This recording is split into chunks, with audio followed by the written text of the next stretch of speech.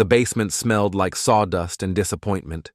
2 in the morning, and I was down here fixing a lamp that didn't need fixing, listening to my wife's phone buzz against the wooden stairs like an angry wasp. Porter Kellor, 45 years old, IT contractor, marriage counselor to broken electronics. The phone lit up again. Troy S. Another message at midnight. If I'd known marriage meant sharing my wife with her boss, I'd have asked for a signing bonus. I climbed the creaky stairs, holding the lamp cord like evidence. Evelyn was asleep, or pretending to be, her auburn hair spread across the pillow in that careful way that meant she'd been awake 5 minutes ago. Her phone sat on the nightstand, screen down. Always screen down these days. "Ev?" I whispered. She stirred, made that little noise she'd perfected over 15 years of marriage. The one that said she was too tired for conversation, but alert enough to deflect questions. "Your phone was buzzing," I said. "Work stuff." Her voice carried that edge it got when I asked the wrong questions. "Troy's in crisis mode about the Henderson account." Troy Sennet, her boss at Meridian Advertising, the kind of guy who wore expensive suits to hide cheap character. I'd met him twice at company parties, watched him work the room like a politician, all handshakes and hollow charm. "At midnight?" She rolled over, finally looking at me. Even exhausted, Evelyn was striking. Sharp cheekbones, green eyes that could cut glass when she was annoyed, which was most of the time lately. "You sound insecure, Porter." There it was, the word she'd been using like a scalpel for months. Insecure. Delivered not as an observation, but as a diagnosis, a character flaw that explained away every reasonable question. "Maybe I am," I said. She softened, reached for my hand. "I'm not your property. I have a career, responsibilities. The Henderson account is worth $2 million. I nodded, set the lamp on my dresser. "You're right, sorry." But I wasn't sorry. I was calculating. The next morning, Evelyn left early for another crisis meeting. I watched from the kitchen window as she backed her silver Lexus out of our driveway, phone already pressed to her ear. Probably Troy, discussing strategies that had nothing to do with advertising. I made coffee and opened my laptop. 23 years in IT had taught me that patterns don't lie. People do, but data doesn't. Evelyn's location sharing was still active from when she'd lost her phone at the mall last year. I pulled up the Find My app, traced her movements from the past month. Home to office, office to lunch spots to places that weren't the office. Troy's condo on Elm Street appeared 14 times in the past 3 weeks, always between 9 and 11 p.m., always on nights when Evelyn claimed to be working late. I closed the laptop and went to the basement, not to fix anything this time, but to think. The basement was my kingdom. Workbench, tools, boxes of old electronics that might be useful someday. Evelyn never came down here, said it smelled like motor oil and broken dreams. She wasn't wrong. I found the folder where I kept our financial records, credit card statements, receipts, the paper trail of a marriage slowly coming apart. Dinner at Romano's on March 15th, $87. Evelyn had told me she was at a client dinner that night. The receipt showed 2 entrees, 2 glasses of wine, 1 dessert shared. March 22nd, another dinner. April 3rd, flowers from petals and stems. Evelyn was allergic to most flowers. The arrangement never made it home. My phone rang. Benny Morrison, my oldest friend and the owner of the Loon's Nest, the bar where honest men went to become cynical. "Porter, you sound terrible," he said. "Thanks for the pep talk. Come by tonight. First beer's on me, second one's on your tab, third one we'll discuss your wife." Benny had been a cop for 20 years before buying the bar. He had a talent for reading people and a gift for asking uncomfortable questions. Also, he'd been divorced twice, which made him either an expert or a cautionary tale. I spent the afternoon reviewing Evelyn's work laptop. She'd left it at home, plugged in on the kitchen counter like a confession waiting to happen. Her password was our anniversary date, October 12th. Either she trusted me completely, or she'd forgotten I knew it. Her email was mostly legitimate business, but there was a folder labeled Expense Reports 2023. Inside, I found messages from Troy that started professional and gradually became personal. Nothing explicit, but the tone shifted from regarding the Henderson proposal to looking forward to our discussion tonight to you looked beautiful at the presentation. I heard Evelyn's car in the driveway and closed the laptop. She came through the front door carrying takeout bags and wearing the smile she used when she felt guilty about something. Thai food, she announced. From that place you like. We ate in relative silence, her phone face down beside her plate, mine buzzing with work emails I ignored.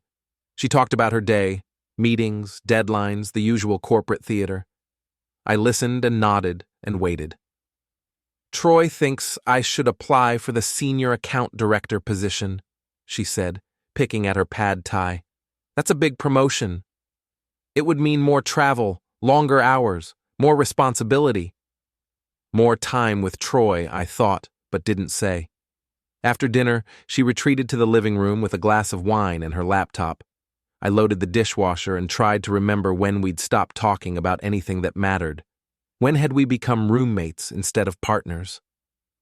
At 10:30, her phone buzzed. She glanced at it, then at me.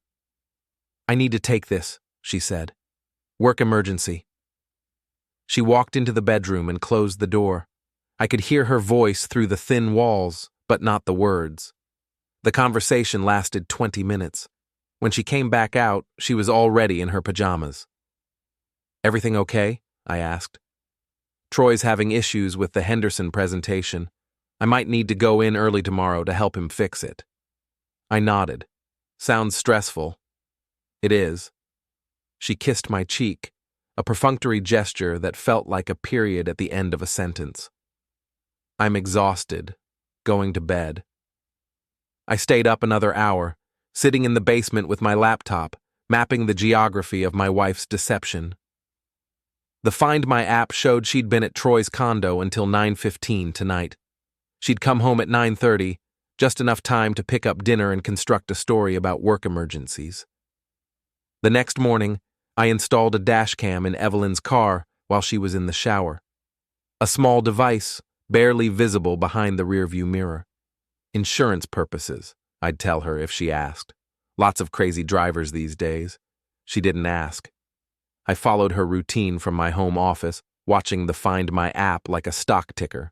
Office at 8:30, lunch at Romano's at noon, back to the office at 1:15. Normal day, normal patterns.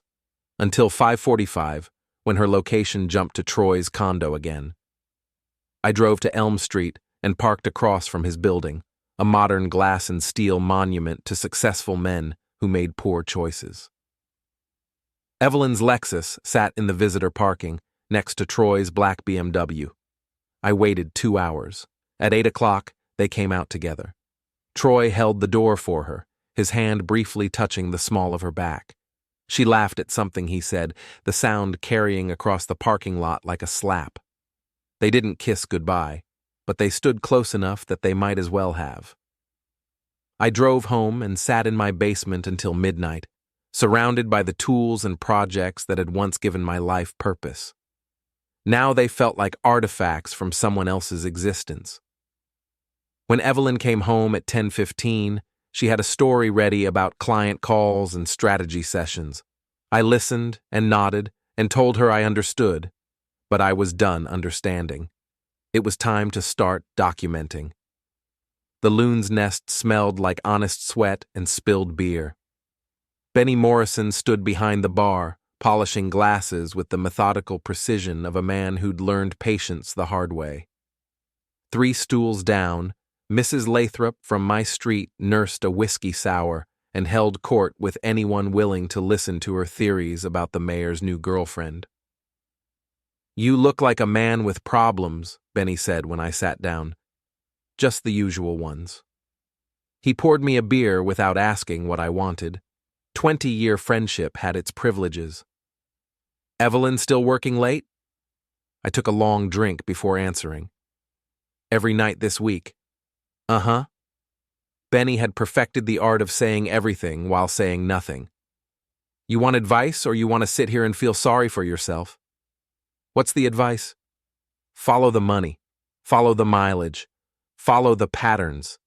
He leaned closer, lowering his voice. People think affairs are about emotion.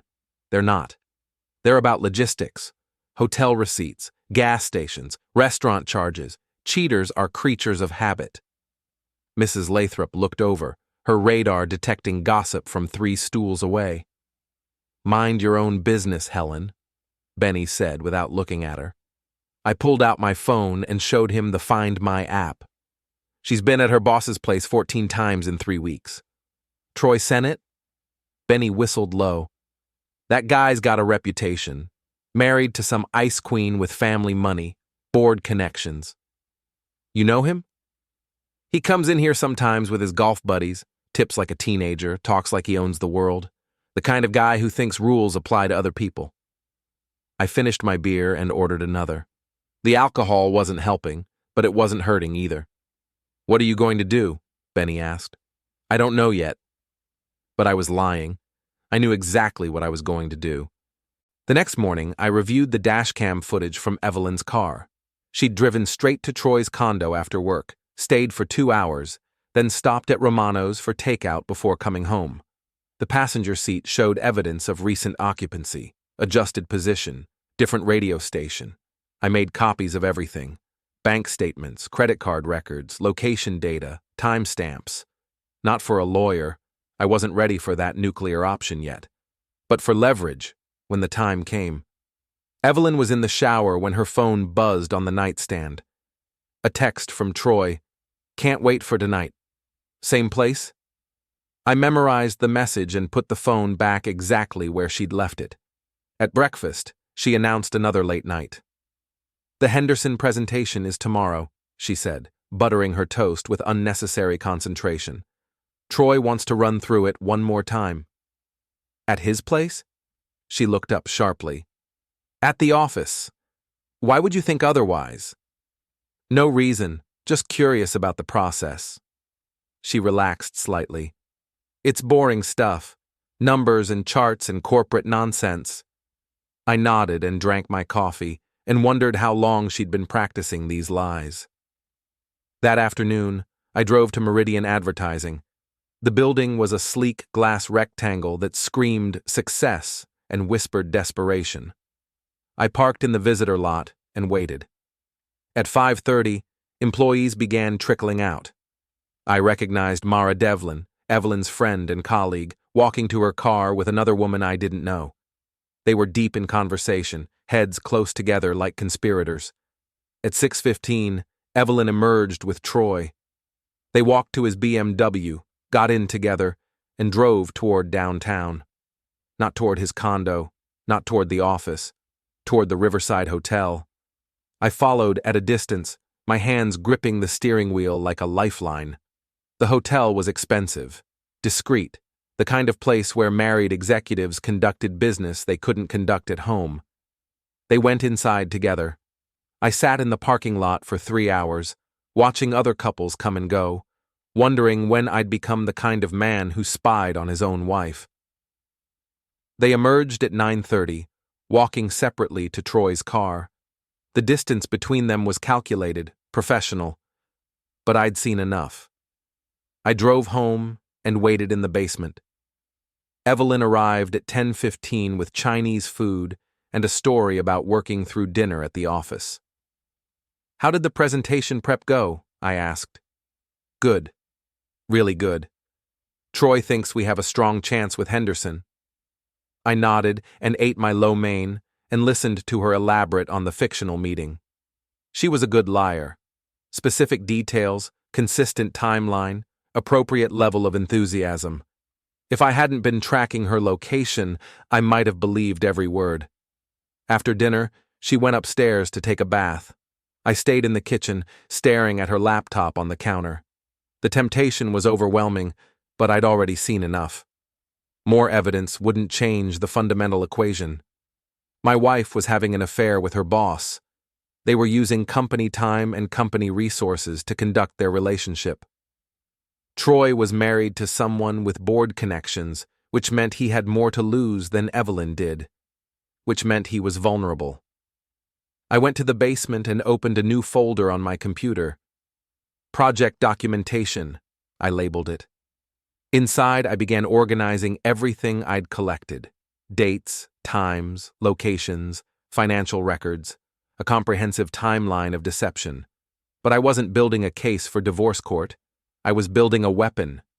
The next morning, Evelyn left early for the Henderson presentation. I wished her luck and meant it. Whatever happened between us, I wanted her to succeed professionally. She'd worked hard for this opportunity. I spent the day researching Troy Sennet. LinkedIn profile, company bio, social media presence. Married to Catherine Sennet, daughter of a prominent local family. Board member at 3 different organizations. Golf handicap of 6. Drove a BMW, lived in a condo worth $500,000, and made enough money to think he was untouchable. But everyone had pressure points. I found Catherine Sennet's contact information through her charity work. She was involved with the Children's Hospital, the Art Museum, and a literacy foundation. Public-facing role, visible in the community.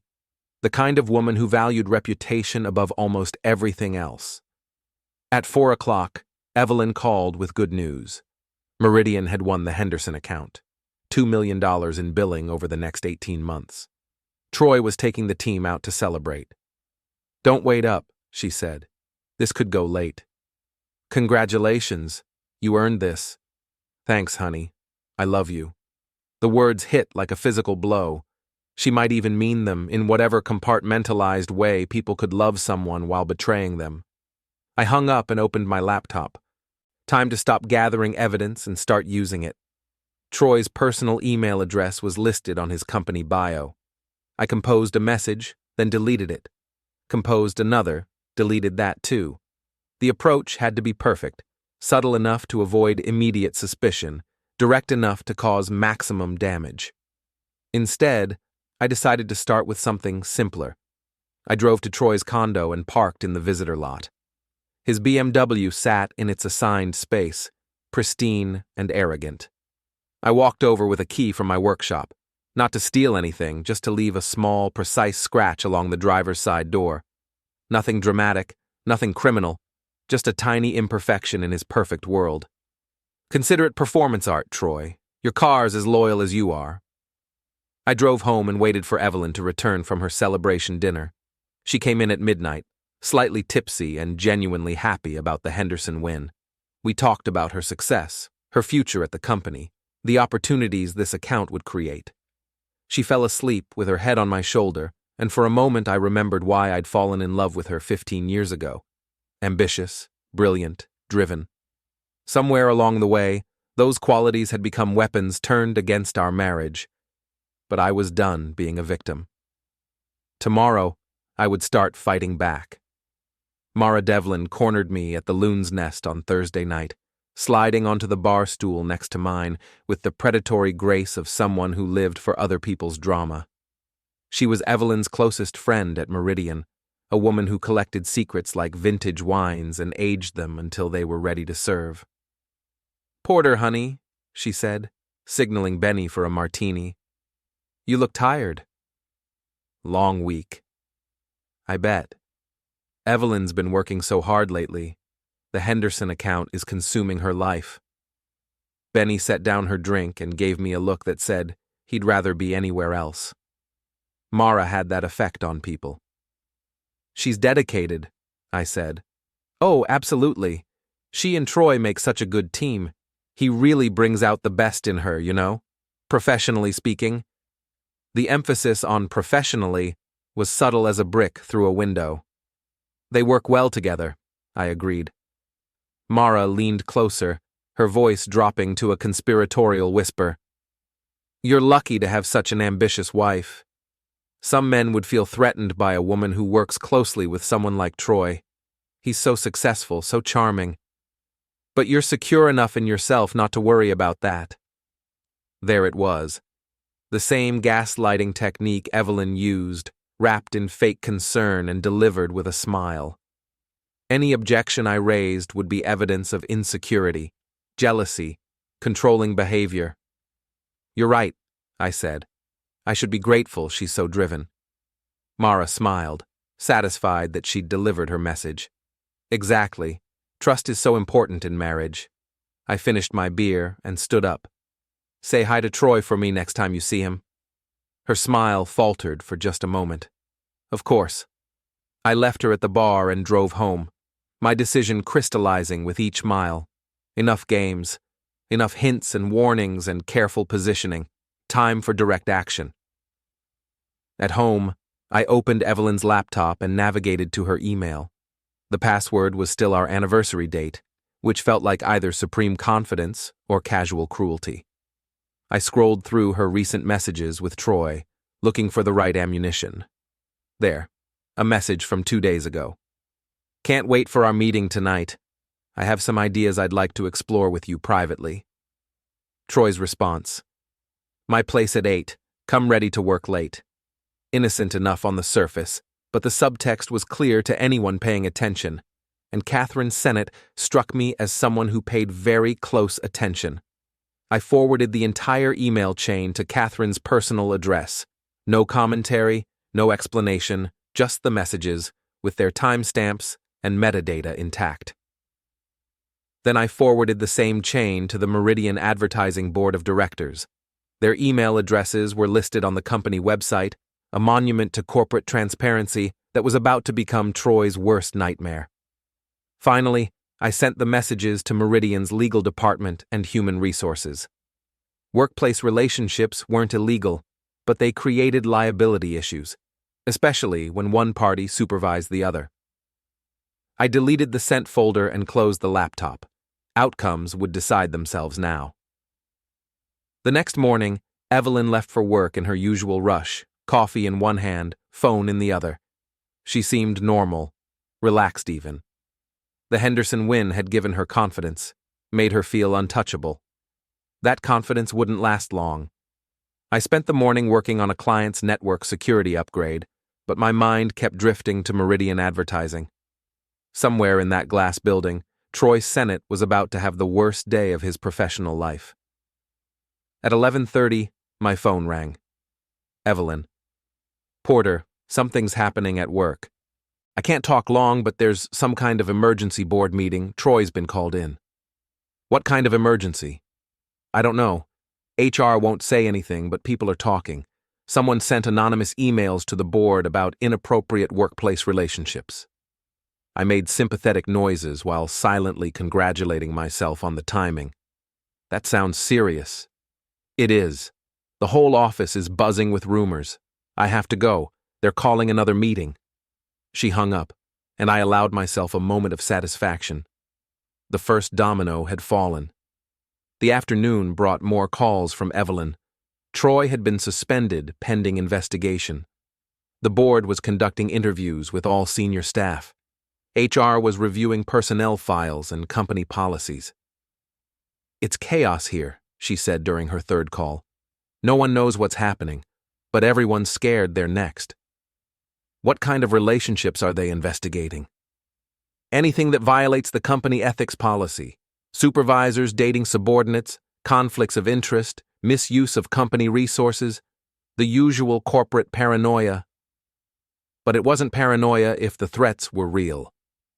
That evening, Evelyn came home looking shell-shocked. She poured herself a large glass of wine and sat at the kitchen table, staring at nothing. Bad day? I asked. The worst. Troy's been suspended indefinitely. They're reviewing all his accounts, all his personnel decisions. Someone's going to pay for this, and I'm afraid it might be me. Why would you be in trouble? She looked at me with those green eyes that had once promised everything and now held only calculation. Because I work closely with Troy. Because I've been on his accounts. Because in situations like this, Guilt by association is enough. I sat down across from her, reached for her hand. You haven't done anything wrong. Haven't I? The question hung between us like a confession waiting to be born. For a moment, I thought she might tell me the truth. Admit the affair, ask for forgiveness, give us a chance to rebuild something honest. Instead, she pulled her hand away and finished her wine. I need to be careful, she said. Distance myself from Troy until this blows over. Focus on my own accounts, my own reputation.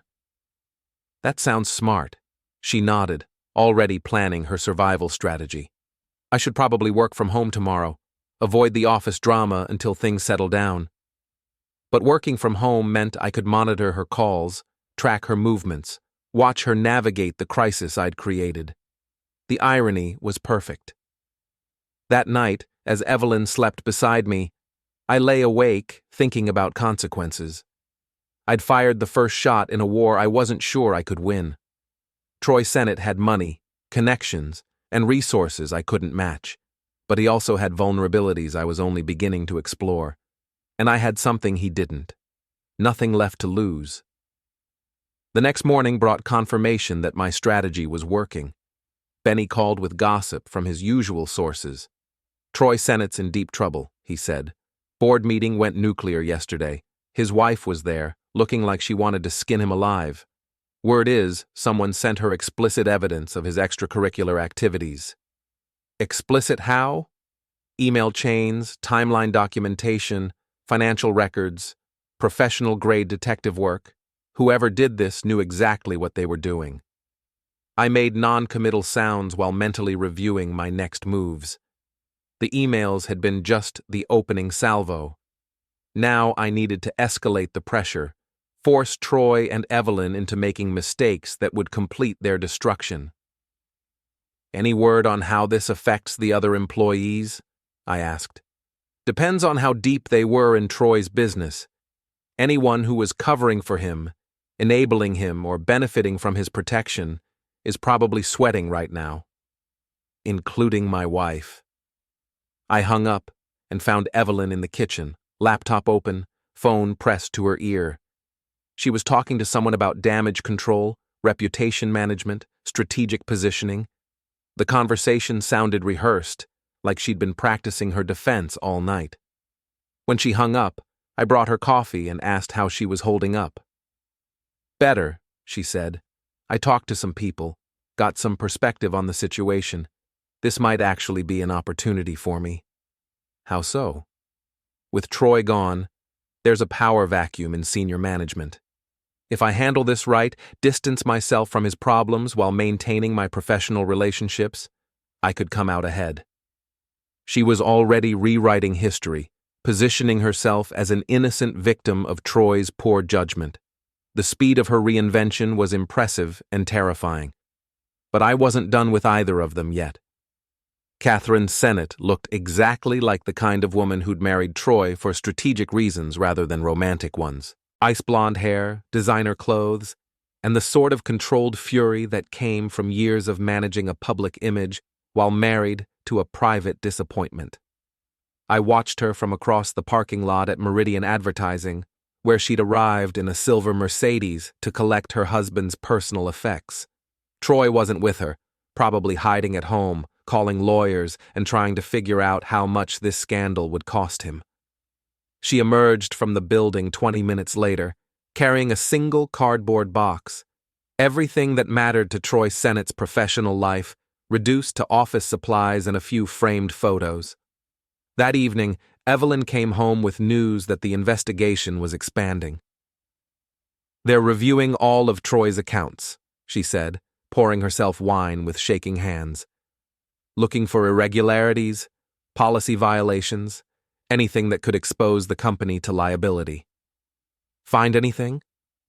Expense reports that don't match up. Client dinners that might have been personal meetings. Travel authorizations for conferences that never happened. She was describing her own activities without realizing it.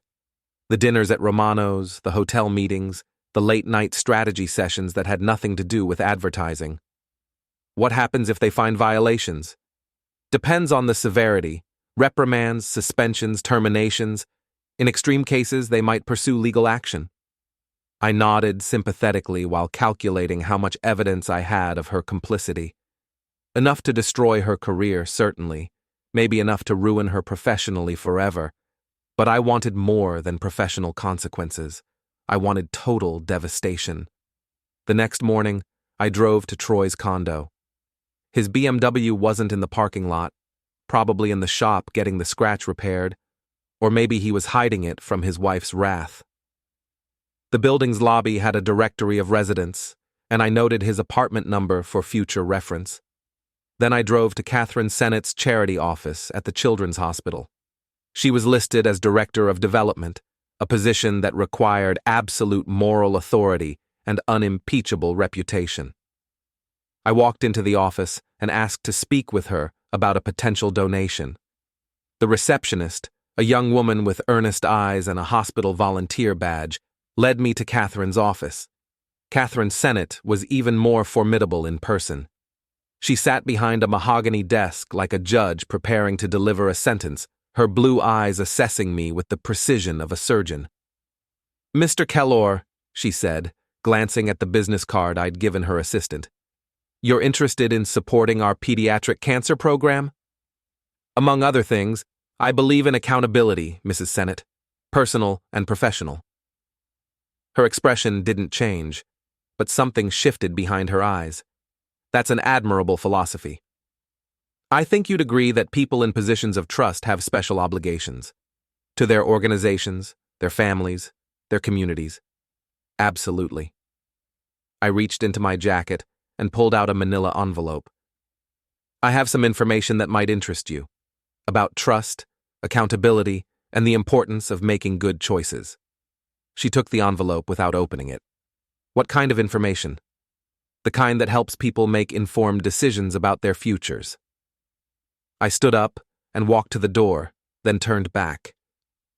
"Your husband has excellent taste in restaurants, by the way. Romano's serves a wonderful tiramisu." Her face went white, but she maintained her composure. 20 years of charity galas and board meetings had taught her to smile while the world collapsed around her.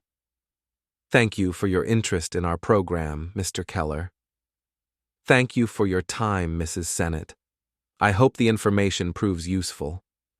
I left her with the envelope containing detailed records of Troy's expense account, irregularities, restaurant receipts, and hotel charges. Nothing illegal, but plenty that would be difficult to explain to a wife who controlled the family finances. That afternoon, Benny called with an update. "Troy Sennet's having a very bad week," he said. "Word is, his wife's filed for separation, moved out of their house, hired a lawyer, and started asking questions about their joint assets. Sounds expensive. Gets worse. The board's bringing in outside investigators to review his accounts, professional auditors, forensic accountants, the works. If there's anything to find, they'll find it." I felt a surge of satisfaction. The dominoes were falling exactly as I'd planned. "What about the other employees?" "Depends on what the investigation turns up. Anyone who was involved in Troy's questionable activities is probably updating their resumes. Including Evelyn, though she didn't know it yet."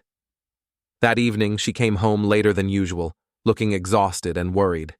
She'd spent the day being interviewed by investigators, answering questions about her working relationship with Troy, her knowledge of his business practices, her involvement in client entertainment. "How did it go?" I asked.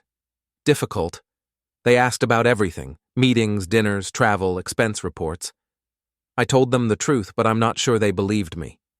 "What truth?" She looked at me sharply.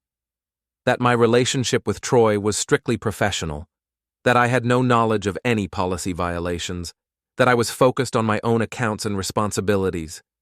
Each lie came out smoothly, practiced. She'd been rehearsing her story, coordinating with lawyers, preparing for the worst-case scenario. "I'm sure they understand," I said. "I hope so. My career depends on it." But her career was already over. She just didn't know it yet. The next morning, I received a call from an unknown number. When I answered, Catherine Sennet's voice was crisp and controlled. "Mr. Kellor, I'd like to meet with you again, to discuss your donation to the hospital." "Of course. When would be convenient?" "This afternoon, but not at my office. Somewhere more private." We arranged to meet at a coffee shop downtown, the kind of neutral territory where wealthy women conducted business they didn't want associated with their public roles. She was already there when I arrived, sitting in a corner booth with an untouched latte and the manila envelope I'd given her. She looked older than she had in her office, as if the information I'd provided had aged her overnight. "Sit down," she said without preamble. I sat across from her, noting the wedding ring she still wore and the careful way she held herself, as if one wrong move might shatter her composure completely. "You're Evelyn Kellor's husband," she said. "I am." "And you know about the affair." "I do." She nodded, opened the envelope, and spread its contents across the table between us.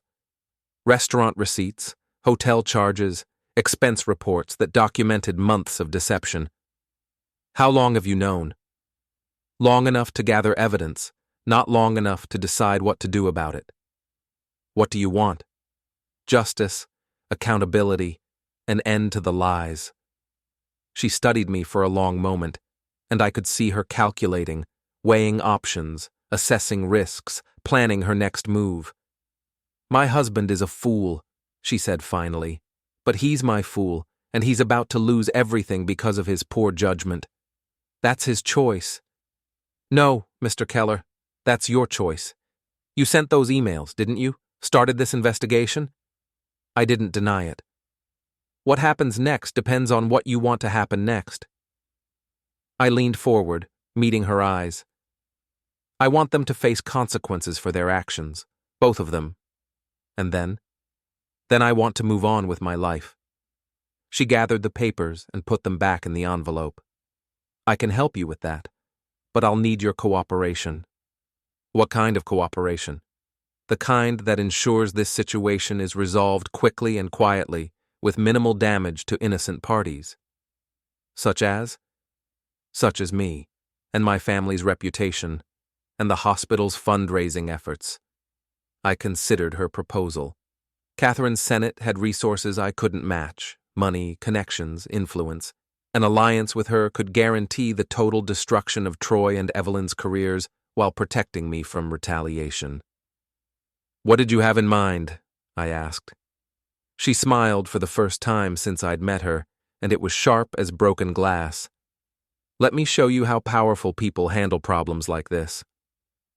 The Meridian advertising boardroom smelled like expensive coffee and expensive panic. Through the floor-to-ceiling windows, I could see the parking lot where this had all started, where I'd first watched my wife climb into Troy Sennet's BMW with the casual intimacy of long practice. Now Troy sat at the far end of the conference table, his usual arrogance replaced by the hollow-eyed desperation of a man watching his world collapse in real time. Evelyn sat 3 chairs away from him, the careful distance a futile attempt to avoid guilt by association. Catherine Sennet had arranged this meeting with surgical precision. As the largest individual donor to the Children's Hospital and a board member of 3 local organizations, she had influence that reached into every corner of the community. When she requested a private meeting with Meridian's leadership to discuss reputational concerns, they couldn't refuse. I wasn't supposed to be here. But Catherine had insisted, and Catherine was the kind of woman who got what she wanted. "Before we begin," she said, her voice carrying the authority of old money and older connections, "I want to thank you for accommodating this unusual request." Richard Hartwell, Meridian's CEO, shifted uncomfortably in his chair. "Of course, Mrs. Sennet, though I'm not entirely clear on the purpose of this meeting." "Clarity," Catherine said, opening a leather portfolio. "I'm here to provide clarity about recent events at your company."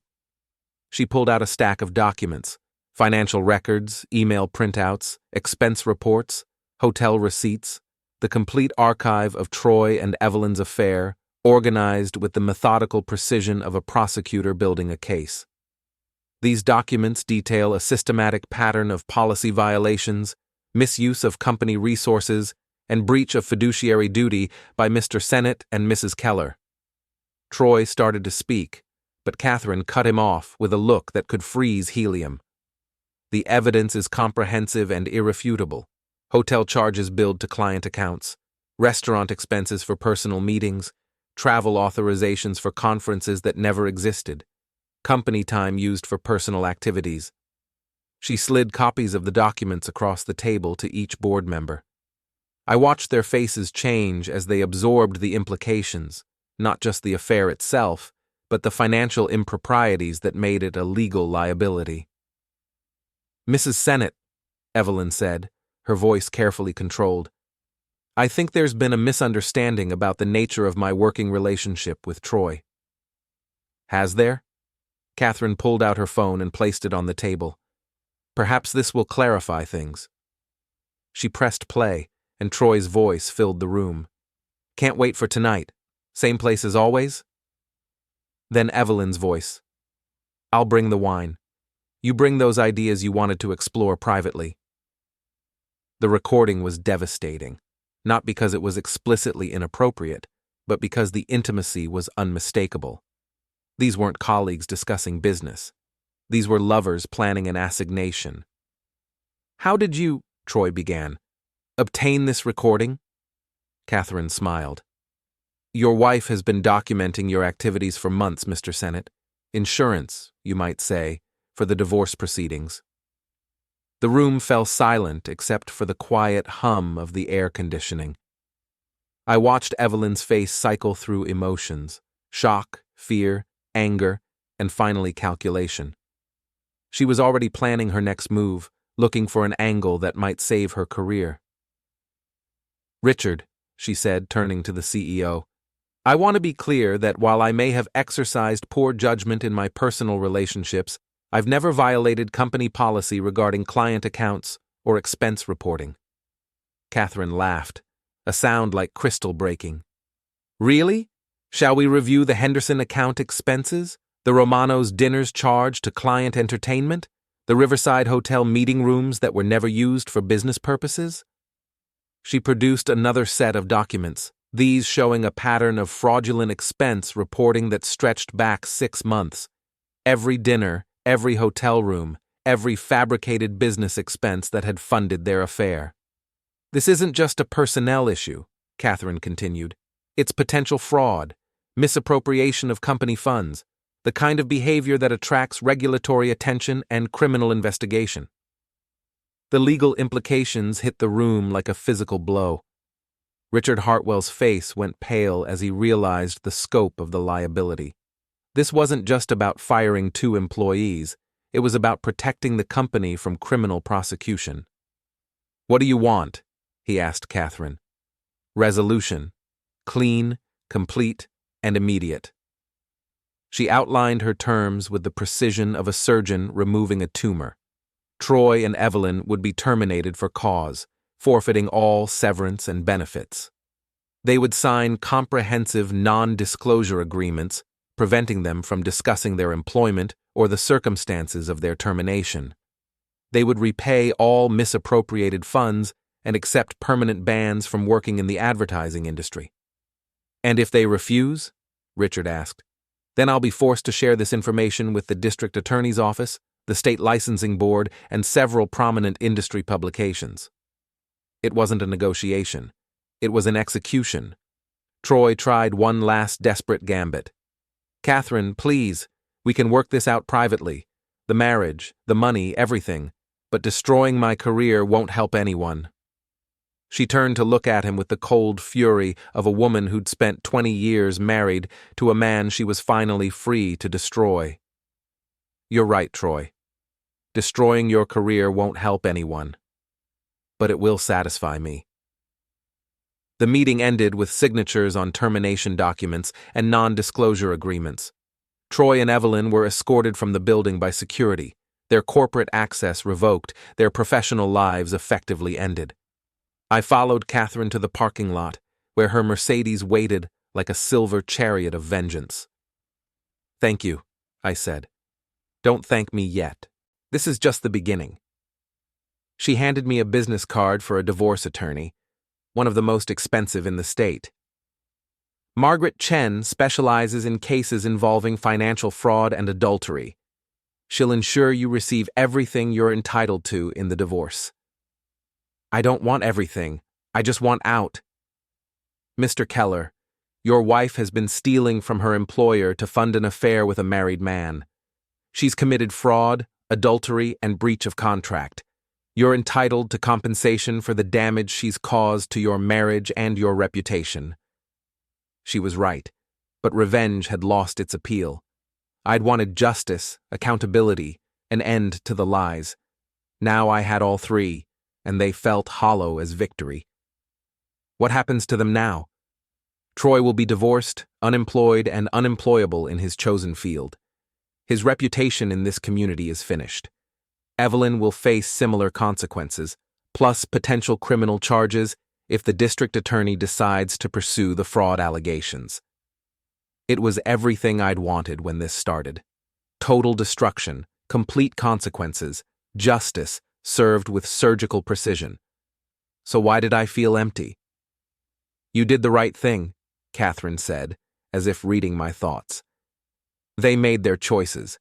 You simply ensured they faced the appropriate consequences. I nodded and walked to my car, leaving Catherine to her silver Mercedes and her cold satisfaction. The parking lot was nearly empty now, just a few scattered vehicles belonging to employees who'd stayed late to process the day's drama. My phone buzzed with a text from Evelyn. We need to talk. But we didn't need to talk. Everything that mattered had already been said in that boardroom, in those documents, in the careful destruction of 2 careers and 1 marriage. I drove home to the house we'd shared for 15 years, past the basement where I'd planned this campaign, past the kitchen where she'd told me so many careful lies. The silence felt different now, not empty, but clean. Tomorrow I would call Margaret Chen and begin divorce proceedings. I would sell the house, divide the assets, and start building a life that belonged entirely to me. Tonight, I sat in my basement workshop, surrounded by tools and projects, and the honest satisfaction of work completed. They'd called me insecure for questioning their late nights. They'd been right about the insecurity, but wrong about everything else. I wasn't the last honest man in town, but I was the only one who demanded honesty from the people who mattered most. And that, finally, was enough.